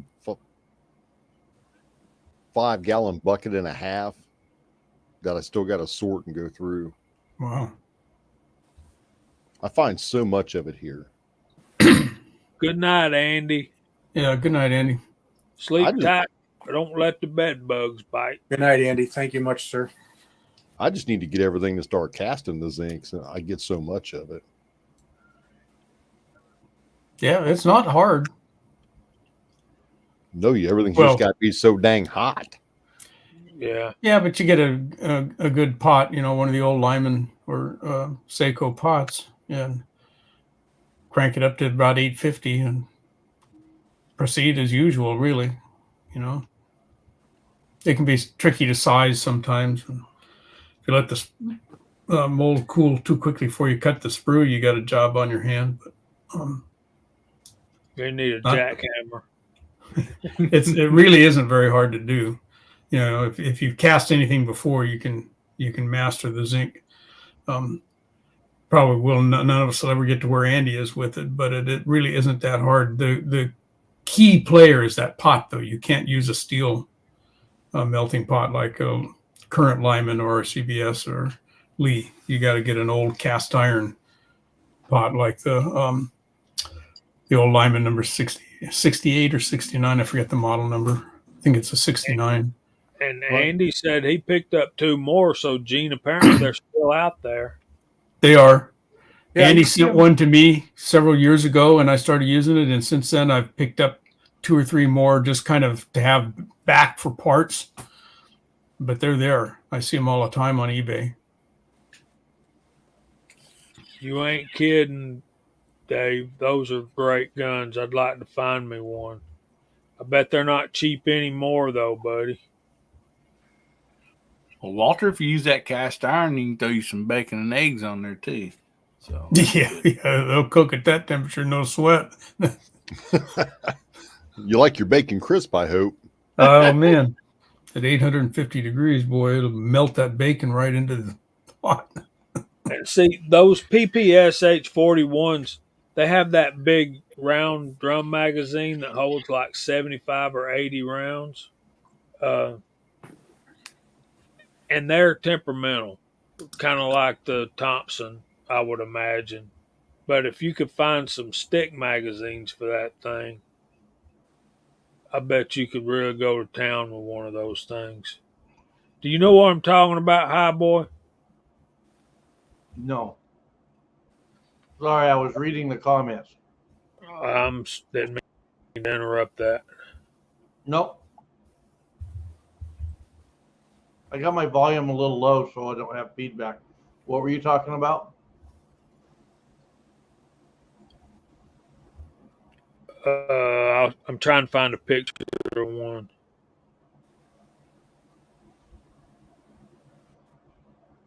You have to have a tax stamp to have one.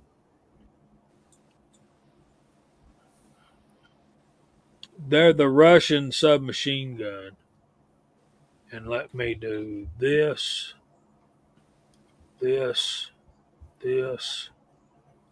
bang, and this.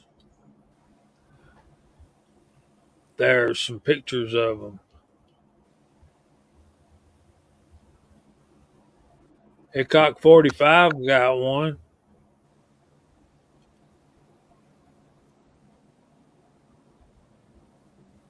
Cool. What doesn't Hickok 45 have? That's the question. All right, now the one I had that I shot looked more like that one because the barrel shroud had been nickel plated. Because when they come from the factory, obviously they're more like that.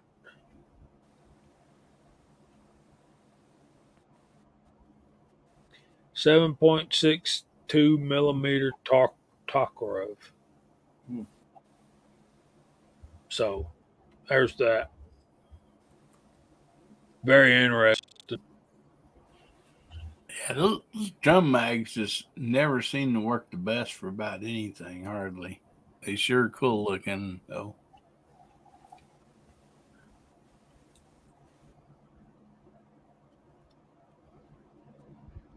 That sounds fun too.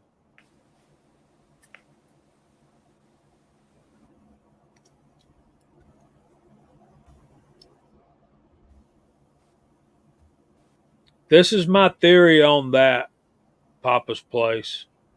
Hickok 45 has 0 safes, but 1 really big vault.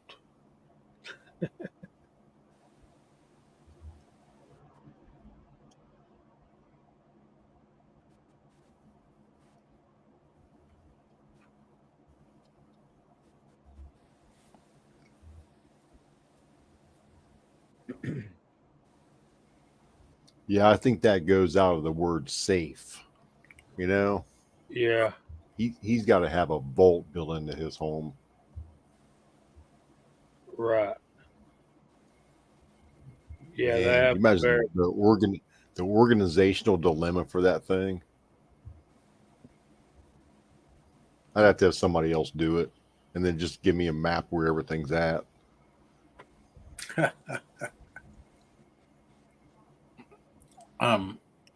Did you see what Warsaw Patriot put out there, Jamie? Which you put it on my deal here, but I didn't know you can convert those to 9mm. Well, it will require a barrel swap Okay. or a rechambering and re-drilling and re-rifling the barrel. I know 6-shooter. It's just fun to imagine, though. A lot of those guns are on loan from Bud's gun shop, and then they take them and auction them off and sell them for the profit goes to a a non-profit, a charity. Tommy Boy says the finished ones were 9mm. The Finns make some great guns, guys. I have a M39 Mosin that is absolutely awesome. So let's do our verse of the week. So what is our verse of the week, guys? We talked about it the last 2 weeks.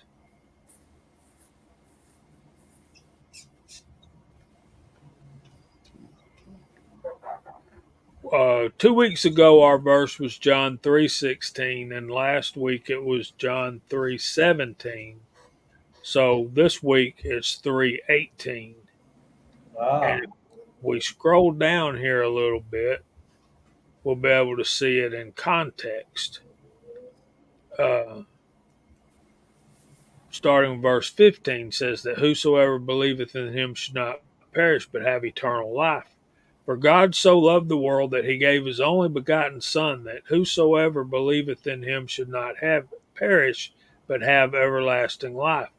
Verse 17, for God sent not his Son into the world to condemn the world, but that the world through him might be saved. Our verse of tonight, verse 18, he that believeth on him is not condemned. But he that believeth not is condemned already, because he hath not believed in the name of the only begotten Son of God.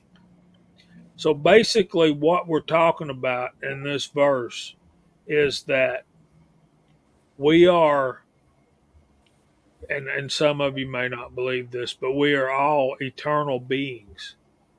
So when we go through our life, we have to there's a decision that we make. We either believe in the name of the only begotten Son of God or we do not. And those choices are life or death. And that's it. You believe Jesus is the Son of God, that he was born of a virgin, he lived a perfect and sinless life. He died on the cross for my sins and yours, and he rose the third day, and he sits at the right hand of God the Father now, making intercession for us. Or you don't. And that is the biggest decision in life. because eternity separated from God is not something that I'm interested in. Amen. Amen on that. So you go, Highboy wrote, I believe, and I stressed this a little bit on 2 weeks ago when we were talking about John 3:16 that says that whosoever believes, you've got to define what believe means, and believe there is, we know, especially in the South, we live in the Bible Belt, and this stuff has been in us, taught to us since we were little bitty babies, and you know, not that that's not in other parts of the country, or definitely not in other parts of the world, but Tactical Rabbit, I want to get to that verse. Before Abraham was, I am. And we'll get to that one maybe next week. But that's where we're at. If to know it in your head is one thing, but to believe it in your heart creates a change in your life. And if you can point to a time when there's been a change in the way you live your life, you are saved and can be confident of your salvation. If not, you need to check that out. Hillbilly shared with us 2 Corinthians 5:8.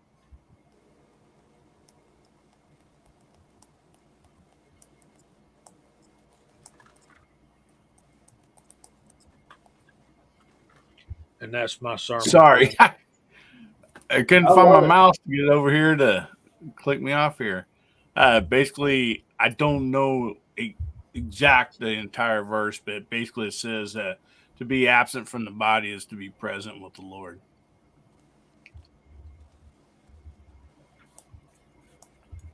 So that's always great and comforting for me.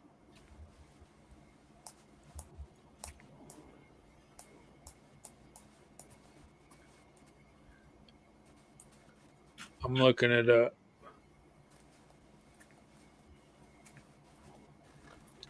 We are confident, I say, and willing rather to be absent from the body and to be present with the Lord.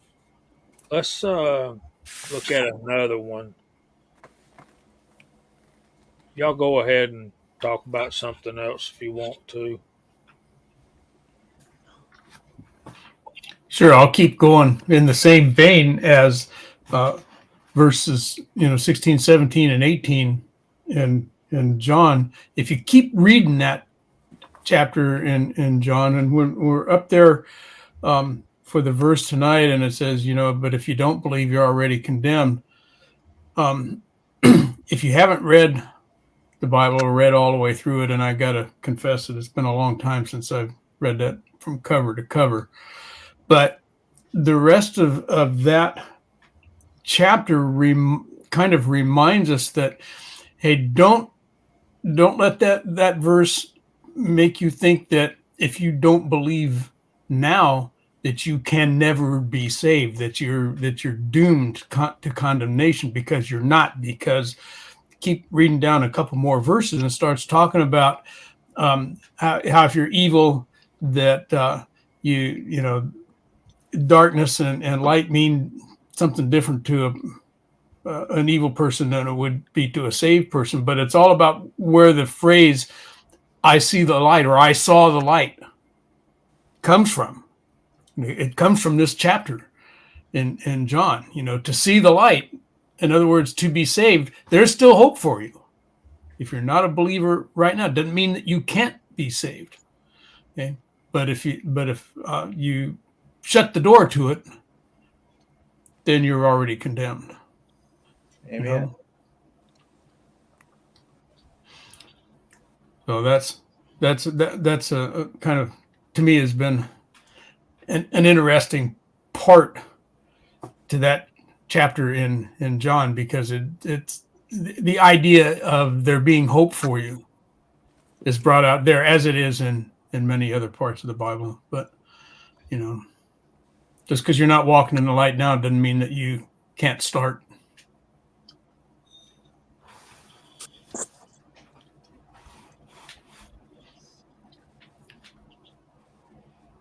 Walter, Sir? if I am walking in the light long enough, will I learn how to reload? You can't reload it now, and you've been walking in the light for a long time. So I would not connect those two things if I was you, High Boy. For CW's comfort and those of you that have ever lost a loved one, 1 Corinthians chapter 4, starting with verse 13, says, "But I would not have you to be ignorant, brethren, concerning them which are asleep, that we sorrow not, even as others which have no hope. For if we believe that Jesus died and rose again, even so them also which sleep in Jesus will God bring with him. For this we say unto you by the word of the Lord, that we which are alive and remain unto the coming of the Lord shall not prevent them which are asleep. For the Lord himself shall descend from heaven with a shout, with the voice of an archangel, and with the trump of God, and the dead in Christ shall rise first. Then we which are alive and remain shall be caught up together with them in the clouds to meet the Lord in the air, and so shall we ever be with the Lord. Wherefore comfort one another with these words." And that is the comfort that only comes from the Lord. And that's enough of our preaching for tonight. Yeah, I love that stuff.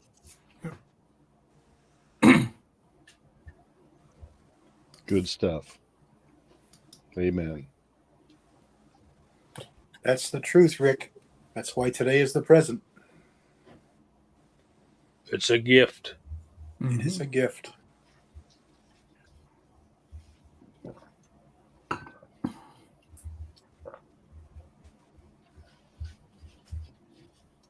All right, so we got about 10 minutes, so we should probably start going through the room and clear the deck for our buddy, Mr. Lizard Larry.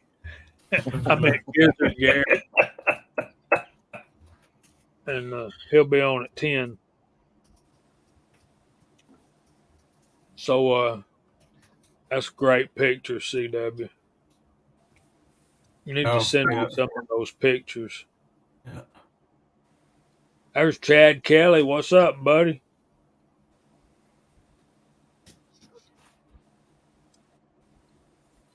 Hey, Chad. Good to see you. Chad did his first match this last weekend. If you haven't seen his channel, go check him out. He's a good boy, and he's been working hard at his videos, and he had a interesting experience at his match this weekend. I thought he did great.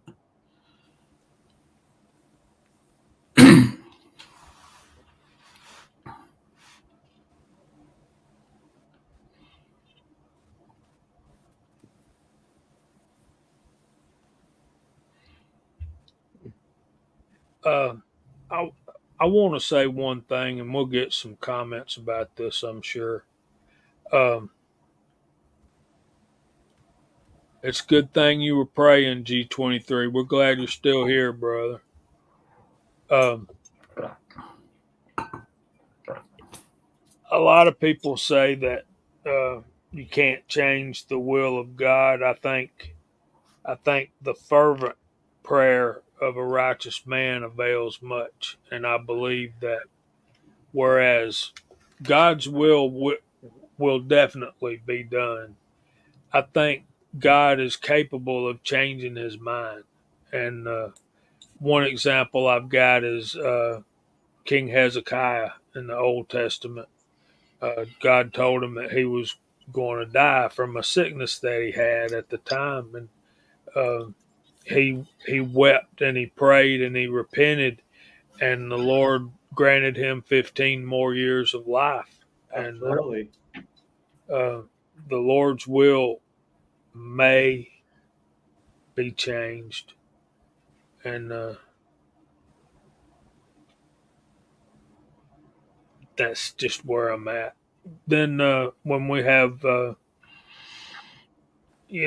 always answers prayers. Sometimes the answer is yes. Sometimes the answer is no. Sometimes the answer is, but wait till you see what I really want to do here. Watch this. Yeah. And I had a time in my life when I lost a 6-year-old nephew, and I remember going to the graveside and putting that 6-month-old baby boy in the ground on a cold, rainy January day, crying my eyes out like a baby. And it's like I was looking for comfort, and I couldn't find any comfort. And it's like the Lord said, Jamie, I need babies here too. And some people are just too good to stay in this cold, hard, broken, and dying world. And they get to go home and see Jesus before we do. And that's where I'm at with all that. But that's enough of me. Hi, boy, what you got coming up this week? Well, if it cools down, I'm going to start doing me some reloading. Get back on with my 300 PRC, and hopefully Bible study Wednesday and some reloading live stream workshops on Thursday. So that's what I'm hoping for. Good. I'm glad you're here. I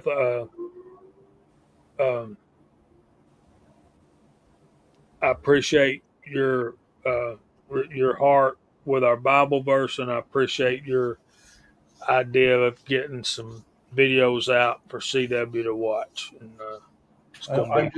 I'm humbled to be here, and it's just something that came onto my heart. You're the first one I shared it with, and I didn't know, I just shared it with you, and you kind of liked it, and so it went from there.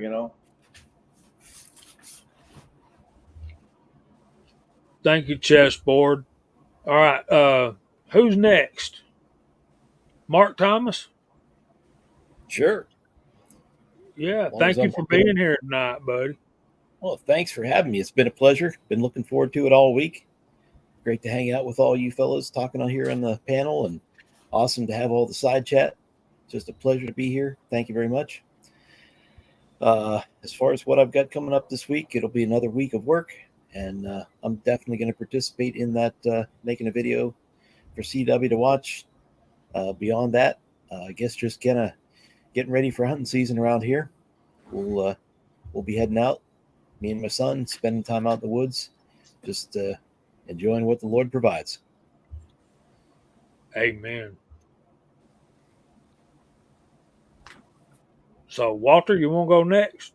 Sure.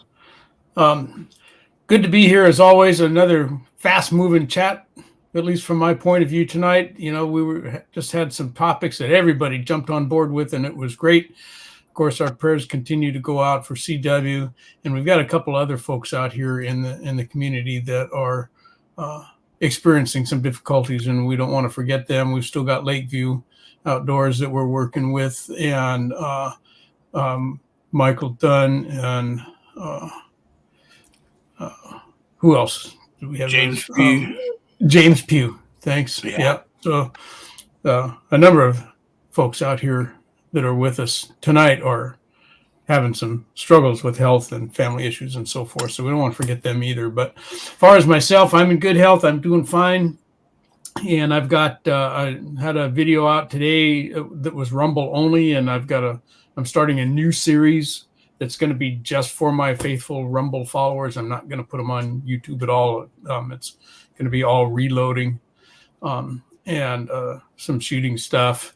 And I've got all of these orphan jugs of 20, 30, 50, 60 cast bullets on the shelf that I'm going to start liberating So we're going to reload those and go through the reloading processes and steps and trials and tribulations and all that kind of stuff. So that's happening. Of course, we'll keep going with the Moldy Monday series that's in the bag for this coming Monday already. So I think we're pushing 30 of those already. So we're getting up there on that. But pleasure to be here as always. Thoroughly enjoy every minute of this chat. And we're happy to interact with all of you folks over there on the side chat. It was a great evening for me. So It was fun. Thank you for being here, Walter. You add so much to. And Paul Loud says you're glad you're not in jail again. yeah, I've been out and free for a long time, man. Yeah. Hopefully they gave up on you, buddy. Yeah, well, I don't think they have. I'm still being careful. I think they did. Mr. Hot Pot, what you got coming up this week? Oh, let's see. First, I want to thank everybody for joining us tonight. This is a great family. I'm very privileged and humbled to be a part of it. Very much so. Makes you step back and think about what you're doing for you, yourself, and your family and your loved ones. You know? Let's see. Got to work a little bit tomorrow. Hit the range tomorrow. Tomorrow night, I'm going to go see the Kentucky Headhunters.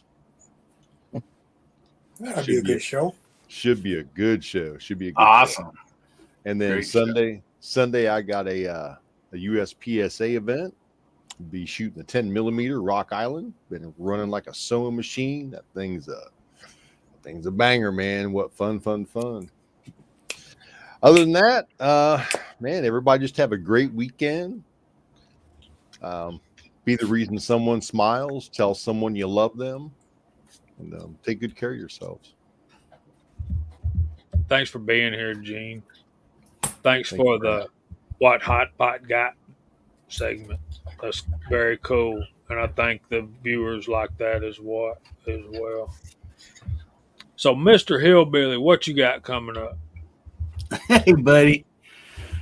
Oh, man, we got a big night coming up tomorrow night. Oh, Guns, Bear, and Therapy, 9 o'clock Central, 10 o'clock Eastern. We're just going to have a big giveaway party, everybody. So I hope you can make it. Or besides the 1K giveaway that was already over, ended like September the 2nd, there's still going to be a bunch more giveaways, for everybody that's going to be on the stream that night too. So anyway, we're just going to have a blast. I hope everybody can make it.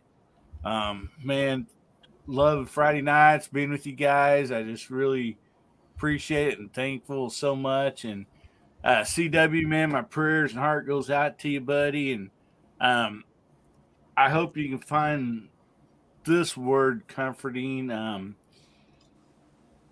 She didn't leave the land of the living, buddy. She went to the land of the living. She left the land of the dead. I mean, that's what, we are right here, right now. And even though it's so hard, man, there's a lot of joy and, joy going on in heaven. No doubt about that.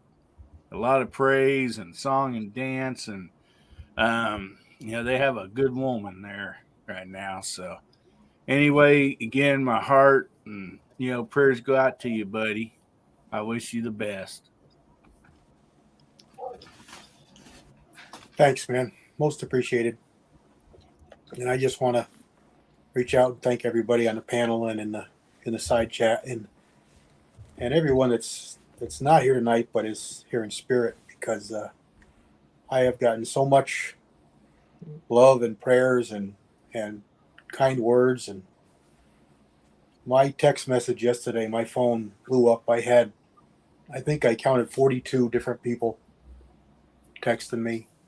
I had probably a dozen or so, 14 emails. And I had a couple of, dozen or so phone calls as well. And I'm really humbled.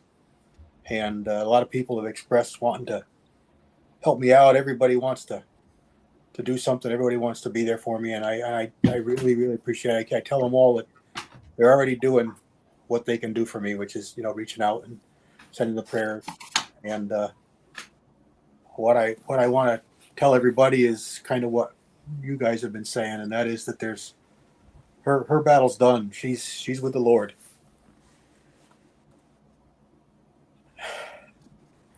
I want you to focus on people who can still use your help. James Pugh and Michael Dunn, and especially Lakeview, and so many others in our community that I'm forgetting. I apologize for that. So anything that you can do to support them and help them is going to be very well appreciated. I'm just humbled by everything, and I want to reiterate what was said about tomorrow's not guaranteed, and today is a gift. That's why it's the present. So make sure those people in your life know how you feel. Amen, brother. Well said, CW. Well said, man. Tell them every chance you get, because you don't know when it's going to be the last one. And with that being said, your time is your most precious commodity, because the Lord grants us a finite amount, and we don't know how much that is. Only He knows. And that's why we appreciate y'all coming on and sharing your Friday nights with us. I hope y'all are liking the verse of the week and the what's hot pot got segments. Yeah, we created a tongue twister, didn't we? It doesn't roll off too easy now, does it? Not now. It did when we first started, but 2 hours in and you're a little tireder than you were when you started. So, yeah, I know. I want to thank the guys on the panel. I want to thank the people in the side chat. Y'all been a blast tonight. And I don't know what else to say except thank you, and we love you. And we hope the Lord blesses you all real good. Go over and check out Gizzard Gary. Check out G23 tomorrow at 6. Uncle Jim at 8. American Hillbilly at 10. Sunday, check out Georgia Trapper in the first shed at 2. And then the Sunday Night Roundtable on the Scottish American channel.